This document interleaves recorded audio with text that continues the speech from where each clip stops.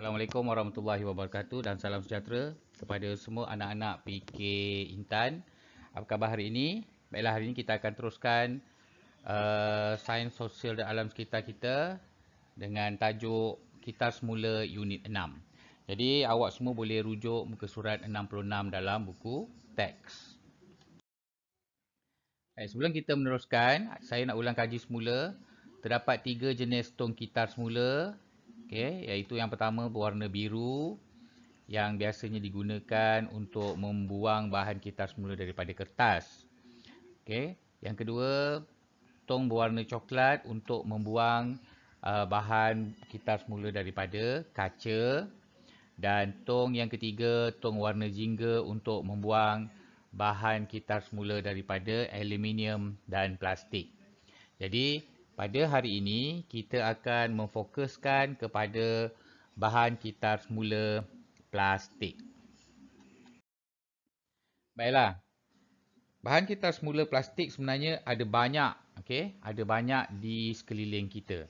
Berdasarkan gambar yang ada dalam buku teks, ditunjukkan bahawa terdapat pelbagai jenis bahan kitar semula daripada plastik.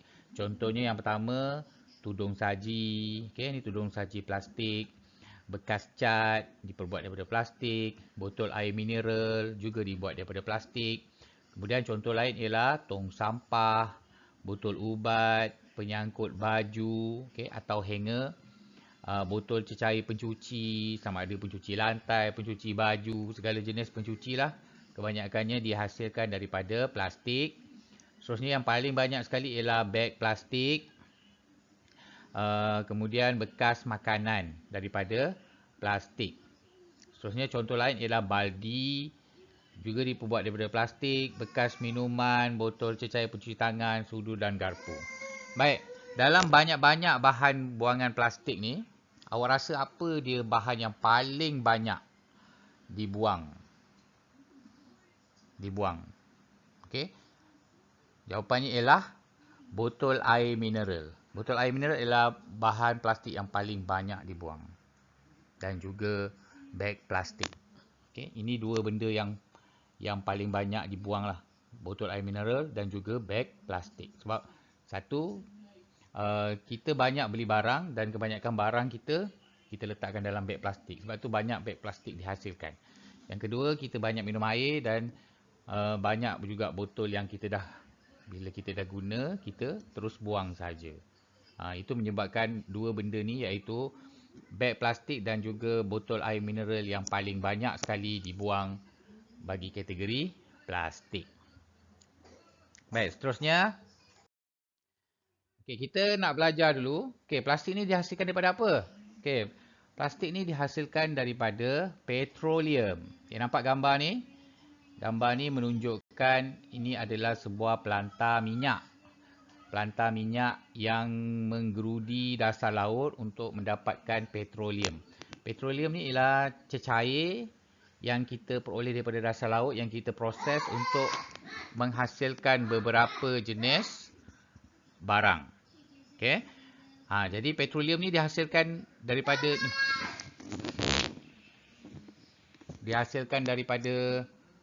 apa nama ni? Daripada penggerudian laut lah. Bila dah gerudi laut, dia akan sedut.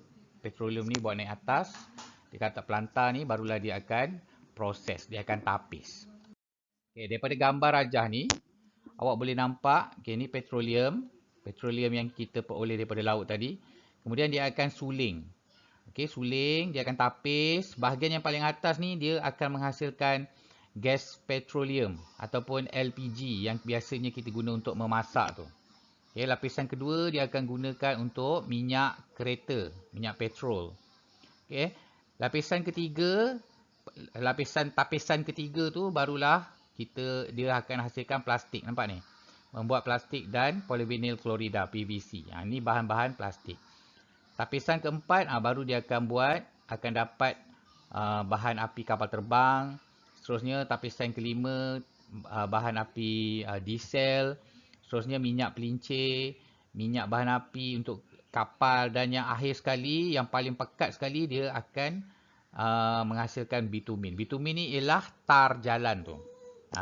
tar jalan tu dia tar jalan tu dilekatkan dengan bitumen yang warna hitam. Sebab tu kalau awak perasan, jalan raya tu bila dia panas, dia akan mengeluarkan wap dan dia akan cair sikit. Itu sebenarnya adalah cairan petroleum yang dicampurkan dengan batu-batu untuk menghasilkan bitumen jalan. Jadi daripada sini awak boleh nampak bahawa plastik ni dihasilkan daripada petroleum. Baiklah, seterusnya macam mana kita nak kitar semula bahan-bahan buangan daripada plastik ni. Baik, ada dua cara. Cara yang pertama ialah proses dikilang. Okey, iaitu kita hantar bahan-bahan yang kita nak kitar semula tu ke kilang. Kita kumpulkan semua dalam tong jingga, kumpulkan semua bahan-bahan plastik dalam tong jingga.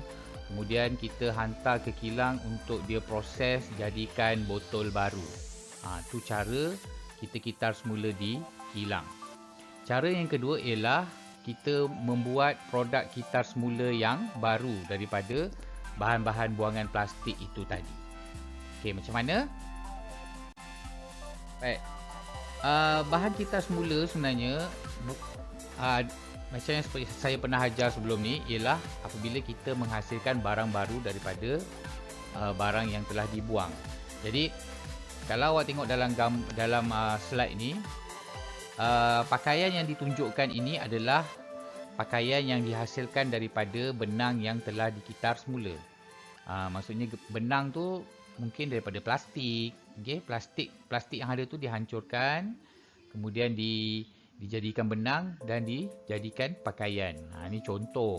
Okay? Contoh pakaian kitar semula daripada plastik terbuang. Ini mungkin jarang awak jumpa lah. Tapi kalau kraft tangan daripada plastik, yang ini banyak awak jumpa.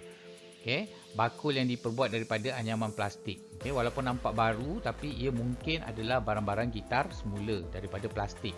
Plastik yang dah tak pakai tu, kita bersihkan, kita potong halus-halus dan kita anyam jadikan dia barangan plastik yang cantik seperti ini.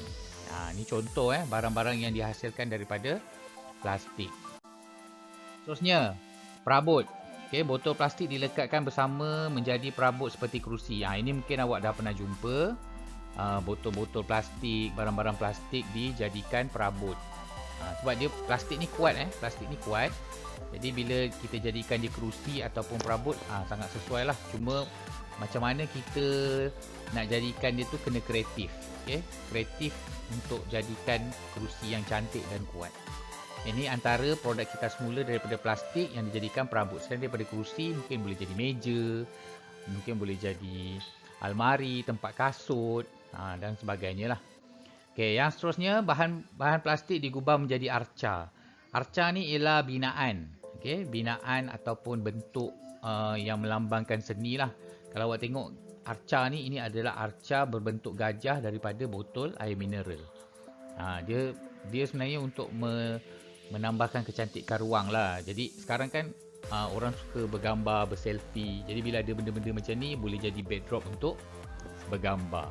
Okay, selain daripada ni, mungkin awak pernah jumpa orang buat zirafah daripada batang paip. Okay, mungkin awak pernah jumpa orang buat itik daripada bekas sabun dan sebagainya lah. Itu pun antara kategori arca. Orang buat angsa, orang buat binatang-binatang daripada semua benda-benda ni lah, daripada benda-benda plastik.